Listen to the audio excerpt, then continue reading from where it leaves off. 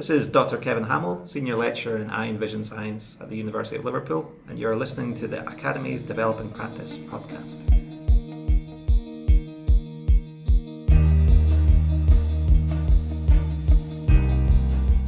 Hello and welcome to the next episode of the University of Liverpool's Academy's Developing Practice podcast. In this episode, myself, Matthew Davies, an organisational developer, and Alex Owen, an academic developer, sat down with Dr Kevin Hamill, a senior lecturer, to discuss a number of innovations that have been applied in the Department of Eye and Vision Science to enhance the PGR experience.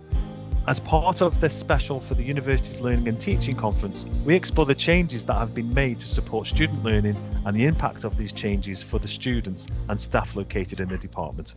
We hope you enjoy. Kevin, we're really pleased to be speaking to you today. It's great to get to know you over the last couple of months, and I know we've run a workshop together with the Academy. It's been great to hear about a lot of the work that you're doing. So before we get started, could you just tell us a little bit about your professional background and the role you're in today at the university? Okay, cool. Thanks for having me. So, my name's Kevin Hamill. I'm a cell molecular biologist, but I'm employed as a senior lecturer at the University of Liverpool, where I run a research team that investigates a variety of eye disorders and some cancer type research. But before coming to Liverpool, I was a researcher at Northwestern University in Chicago, and before that I did my PhD in Dundee in Scotland. But I think we're going to talk about my teaching more than my research aspect, which is the other half of my job. And I teach on a couple of different postgraduate level courses in the university, the Masters in Research and Clinical Sciences, and then I run a lot of the sort of PhD training program in the Institute of Aging and Chronic Disease in this building. Brilliant. Okay, was there any sort of or in particular pull that brought you to Liverpool? How did you end up here? Well, so I love Chicago. It's a fantastic city, and my wife's American, so the desire to leave America wasn't particularly strong, but she was super keen to move to Europe. And when I was applying for sort of faculty level positions, I had a bunch of choices, but Liverpool felt really great. It was a really fun city, really vibrant, really nice people in my sort of short visits to it before. And it was a lot nicer than I expected it to be as well, so it's even better. So every time, my friends make fun of me all the time for this, for arriving in Liverpool and then posting pictures about how surprised I am how nice it's been. So I've been here 7 years now, and it's great. So it was a good decision that was based on not a huge amount of information, but it turns out, fantastic. Yeah, that's great. That's good to hear. I think a few people that we've had on the podcast echo those sort of thoughts. The city's obviously gone through a bit of a renaissance, hasn't it, in the last decade? So people who have come here in that time have benefited from that, definitely. That's right.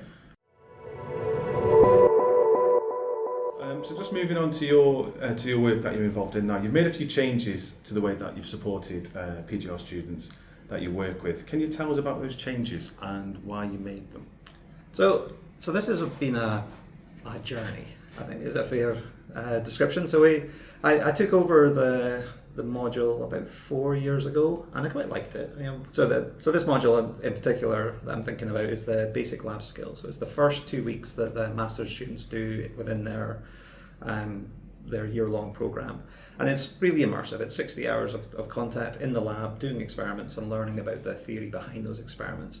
But the problem was it was pretty dry in certain areas. So some of the big changes I made were I took the experimental design aspects from being purely lecture-based in the classroom didactic teaching into a more discursive workshop type platform, run in small groups with postdoctoral researchers, and then supported by online material that we generated. And that has been really well received by the students and actually turned out with better outcomes in terms of the students going through. They knew more when they came to doing their exams and their further research. And then the other kind of big thing I did is I changed the assessment structure. So when I took it over, it was over-assessed. There was a lot more assessments than required, but they weren't particularly real-world focused. They were very much tick the box, write down what you've done, sort of, without really having to think. And what we want to do is train our students so that they can be the best academics they can be. We want them to come out of a master's program ready to do proper research, high-level research, 3-star, 4-star in the UK REF system. And so I changed the entire setup of the practical classes, sort of redesigned them from the bottom up so that they all connected with each other. And now the students write a report that is effectively a paper that would work for a 3-star sort of level research. It has multifaceted sort of research questions that is asked in multiple different ways, that has triangulation in it. Each of the individual aspects build on each other to provide a holistic story. And it's harder for the students, they have more to interpret. It's much more engaging because of that, and I get asked a lot more questions, so I've built in extra layers of sort of help for them, and that brings in postdoctoral teachers that actually do part of that extra teaching, so it's quite good for them too. But the end goal, as assessed by other academics in the department, is that the students are now producing things that they could see published rather than sort of very much see what you did kind of without having to think. So I really like it, really good fun. It's been a bit of effort, but it's been fun. Brilliant. So have you seen any of those papers published? I should probably qualify that. It's sort of characteristically that they were of the quality to be published. Yeah. So the actual data itself is, it's stuff I generated for them. So we could publish it, but we haven't. Not yet. Yeah. Okay. Yeah. That might be something to think about, though. Yeah, mightn't well, it? we Students certainly love could. that. Yeah. Brilliant. Okay. Just thinking about some of the changes that you made, you alluded a little bit into what prompted you to do that, but I think a lot of us, when our jobs are really, really busy and we've got high student numbers, we just keep doing the same thing over and over year on year because it kind of works. What prompted you to make such big changes? Well, it was an evolution. It was slow. I kept on trying things that weren't working. So what prompted me in the beginning was a lot of the students, after they've done my module, they go on and do 3 10-week rotations where they actually do lab projects. And I realised that they weren't actually retaining enough of the information that was important. So they were happy with kind of squirting stuff in tubes, the actual practical stuff. They were confident enough to do the things, and I didn't want to change any of that. That worked well. But the actual really important stuff, the ability to design a well-designed experiment and a well-designed study, wasn't as good as it could be. And so I played with different things. I started providing more and more information. That doesn't really work. That was just too much. So that wasn't effective. And it was only when I began to do this sort of lateral switch into actually making the actual learning experience more engaging that I was beginning to see that the students came out thinking about the right things. Now, they still don't do everything. They still have more to learn, but and that's always frustrating from a teaching point of view. I definitely taught you that, but still, what I do find is it's a nice platform. In fact, since doing it for this particular module, I've rolled out the same system into the PhD students in this institute, in my department, and the veterinary students in the sort of summer project, and into an engineering DTP program. So I legitimately think it works, and so do some of the other people who run these programs. So it's not crazy differences, but it's based on observations. So. And I really like what you're saying about using your PhD students to run these small discussion groups. What's the impact been on the PhD students themselves? So this is my cunning backwards plan. So I make them think about things that they should be thinking about. Yeah. So it's actually works for postdocs too. I've used a variety of different levels of students. So I'm thinking specifically now about the experimental design kind of workshop. I have this sheet, a couple of worksheets that they work through depending on the type of experiment they're going through. And during the discussion process, I bring everyone back together and I talk with them through what they've been discussing. And there's lots of chance for my students at the PhD level as well as the master's level to learn from that. And that's great. It's like secretly teach them while they're engaged. So it's fine. So basically the process involves thinking about things that they know, but then thinking about them deeper than they previously have been. And that is nice because that builds on what we're teaching them elsewhere, and they ultimately end up being better researchers for it. Brilliant. So 2 big projects. The first one, thinking about the way you teach lab skills and moving that from a kind of lecture to a more small group discussion, and then you're changing your assessment as well. Yeah. How have you monitored the impact of those interventions then? I think you've talked a bit about that, but specifically, how do you know that that's having such a positive effect? So in a few different ways. So I think we're going to put up the slides so that people can actually see the data. But what I've tracked over the years is the longitudinal data. I've looked at the individual questions that we've asked in the post-module exam and seen how the students perform, and then able to sort of either modify my exam to make it harder so we retain the same grade point average, or identify the areas where I should spend more effort teaching in the future years, or add more content or different ways of teaching, which that works really nicely. But I think from the assessment point of view, I've also asked not just what the students do, I want to find out what the faculty do. So what I've done is I've taken the assignments that have been submitted by the students over the variety of years and handed them to the different researchers who are not involved in teaching this programme, and asked them which ones they prefer. And the data for that aren't on the PowerPoint, but maybe I could add them. Great. And they're overwhelmingly that this post change is that after I've made the modifications are much closer to where they want them to be, basically. As simple as that. Those are the types of figures that they want the students to produce, and the type of writing that they want them to do if they're going to be joining their lab. So Lovely. I like it. Yeah, great. I really like that you've taken an iterative approach to it as well, and you've not just thought, I'm going to change this for the better, and thought this will work. Yeah. You've looked at that. Oh, we did stuff that didn't work. Yeah. So how often did you have to make those changes? So every year after I finished the module, I'm like, I'm not going to change it next year. That's it. I worked, and the thing is that the feedback's really good as well. So the drive to change doesn't come from people come back saying I hated it. It's come from me saying I've marked their assessment and that thing's not gone as well as I'd like it to. Yeah. So it's really driven by that. And then I've got 2 MRes students in the lab at the moment, so I actually see them as they progress, and I get this. What's it like 3 months later? Are they still learning? And that's really where it comes from. Yeah. And not everything works. I mean, I think that's one of my key takeaways from this is, it's a really diverse group of people. Each cohort's a bit different. So sometimes the changes I make won't work for a reason that's not related to the change. So sometimes I need to absorb that and persevere sometimes. Yeah, and be adaptable. Yeah. Yeah. But I also get better. I mean, before I came here, I hadn't really done any teaching. It would only be one-on-one kind of teaching in individual skills. After 7 years of being or 6 years here, I now actually feel like I know what I'm doing. So so everything's getting delivered in a bit better. Okay. I've got 3 more years before I get to that point. So just moving forward a little bit, you received a Liverpool Learning and Teaching Fellowship in 2018-19 in recognition of the innovations that you've made to the PGR student experience, obviously, which we've just been speaking about.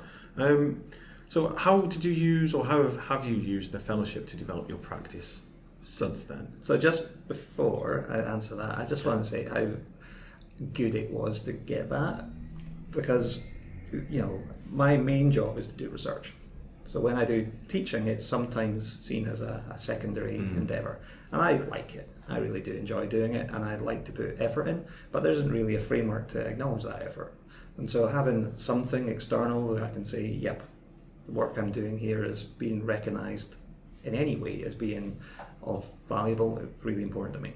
So now I've said that, because I knew when you guys were coming, that's kind of the key takeaway that I want to deliver from this. But anyway, right, so what have I done with the money though? so we've got these great people at the university, what they call the TELs? The Technology Enhanced Learning, Technology Enhanced Learning group. And I spoke to them about how I could take what I've done and take it to the next level, make it even better than it has been.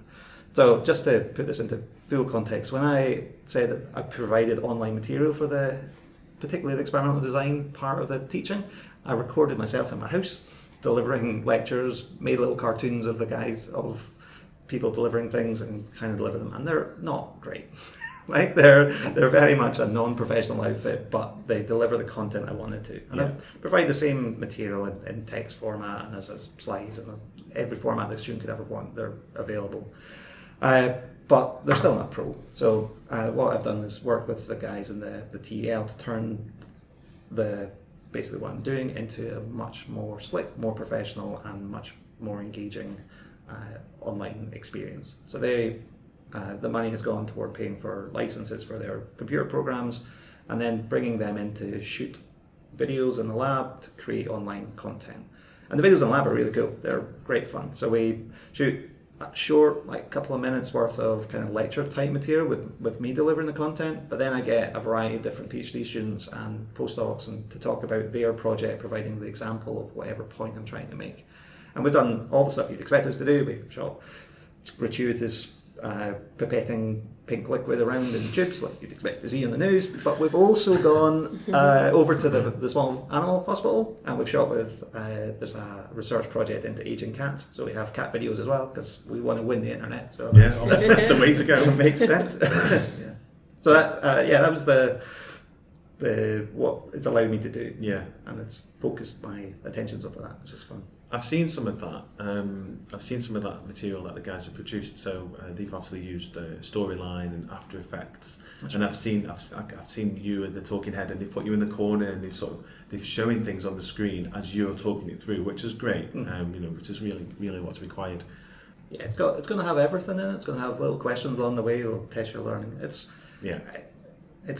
really good. It's better than what I've currently got, and that's where I want to go. I think it'll be a useful resource. I mean, obviously, I'm thinking about this module, but what we're teaching is relevant to everyone around the world. Mm-hmm. So I think, hopefully, it will become a resource for everyone. Once it's finished, it takes a while. Yeah. So the idea for this module is that you're flipping the classroom, are you? So you're taking content that you would naturally deliver or usually deliver kind of from a lecture theatre and putting it through video so that the students can then learn kind of in their own time, and then you're actually doing the practical skills in the face-to-face. Is that the idea behind this? That's exactly it. Yeah, that's it. And what's the feedback from the students been? Nothing but positive. They all really, I mean, they certainly enjoy the kind of workshop-y type,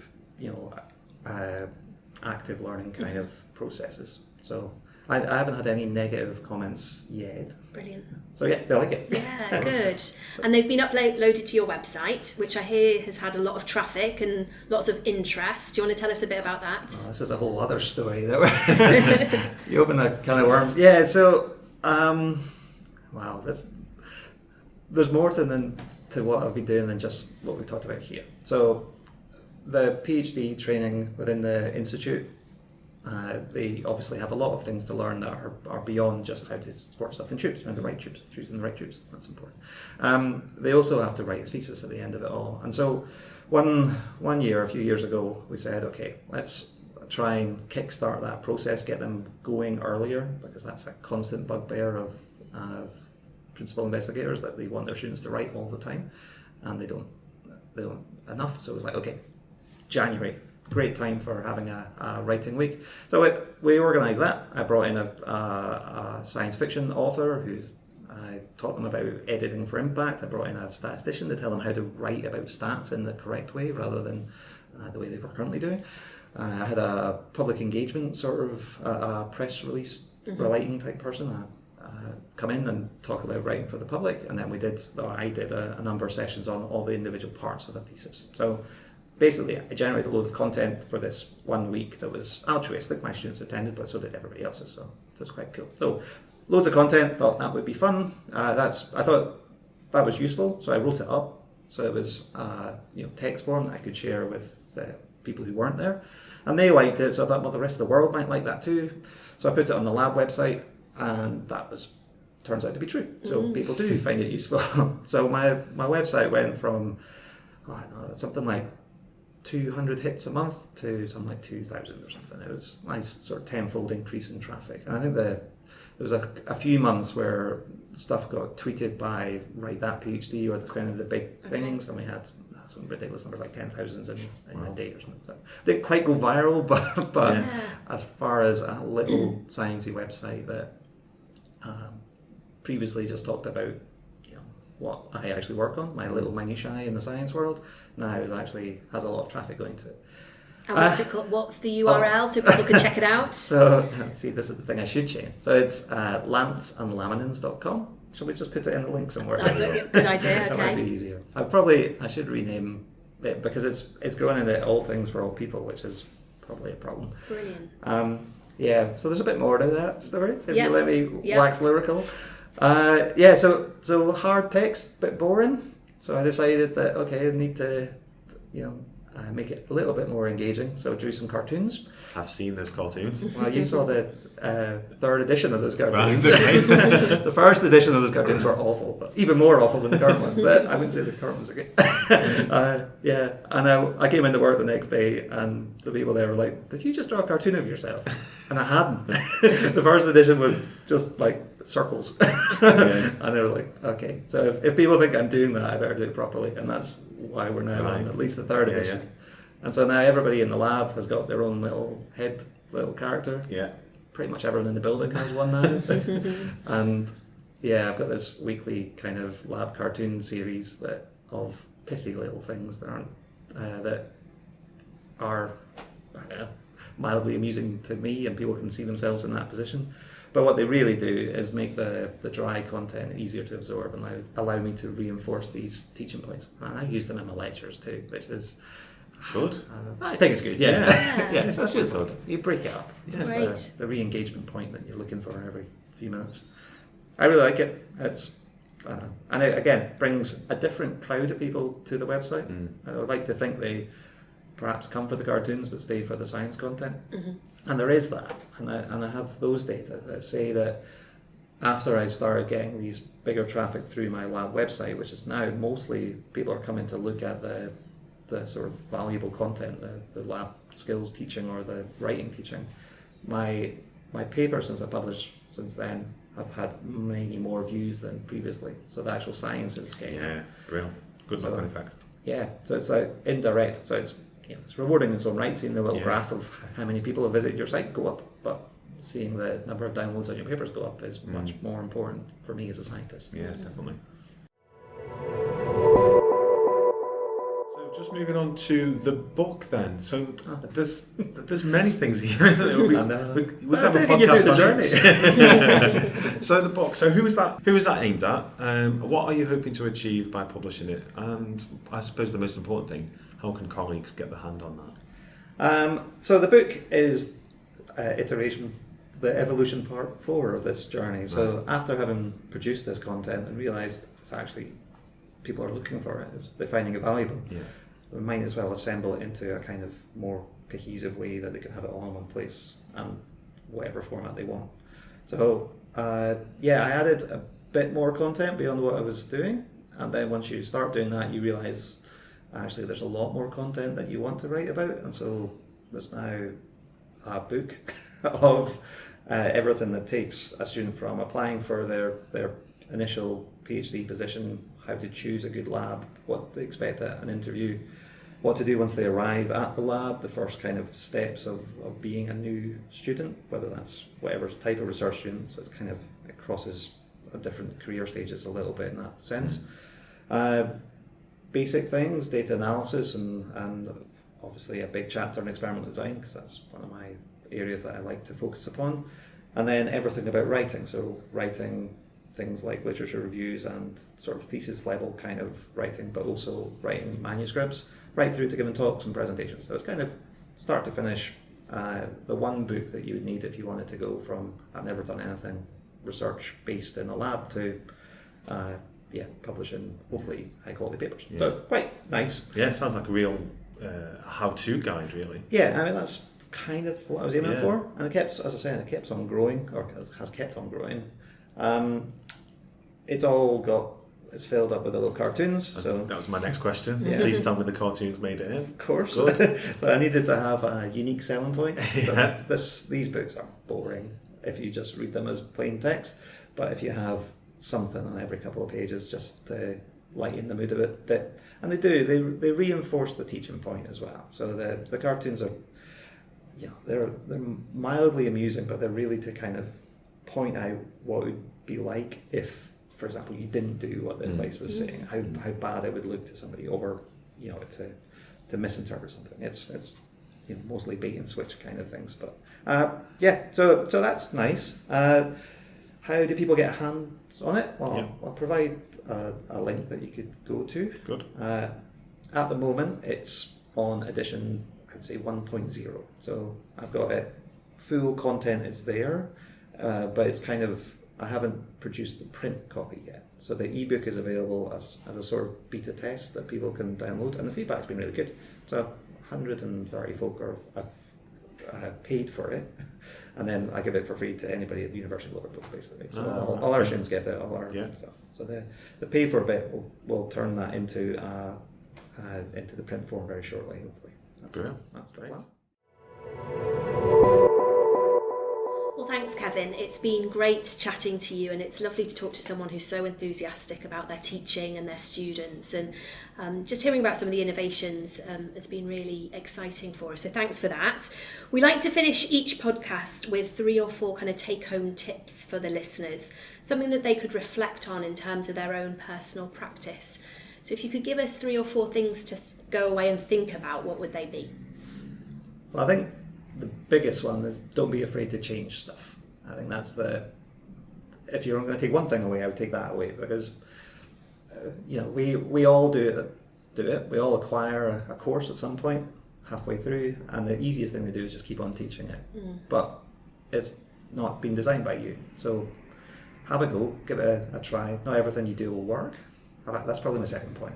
Not everything you do will work, and don't be frightened by that either. Yeah, I think just talking to you just then, one of the things that struck me was you saying, actually, there's lots of stuff we've done that didn't work. Yeah. And that's brave, isn't it? To keep trying, to keep innovating when things aren't going well. I think so. I mean, I think the hardest one, so it's not so hard to innovate if things aren't going well, because then you're kind of forced to. The hardest one was to make a change when the feedback was generally good anyway, and things were working. And the easiest thing to do would be not to change it. But I wasn't happy, and that's why I was like, okay, let's make this a bit more fun. I think my third takeaway, and I do this a lot in all life, is just to follow it. So whatever you've done, go with it and see where it's going to take you. And sometimes it'll take you to somewhere fun, and that'll be great. And in terms of research science, that's serendipity, following the interesting observation, and maybe it'll lead you to something cool, and that's always good, being aware and open to change. But then in the teaching, it's the same idea. You start something and you never know, you might end up writing a book that's filled with cartoons and that'd be good. Great. Brilliant, thank you. Yeah, thanks for your time today. Not at all. It's been fun.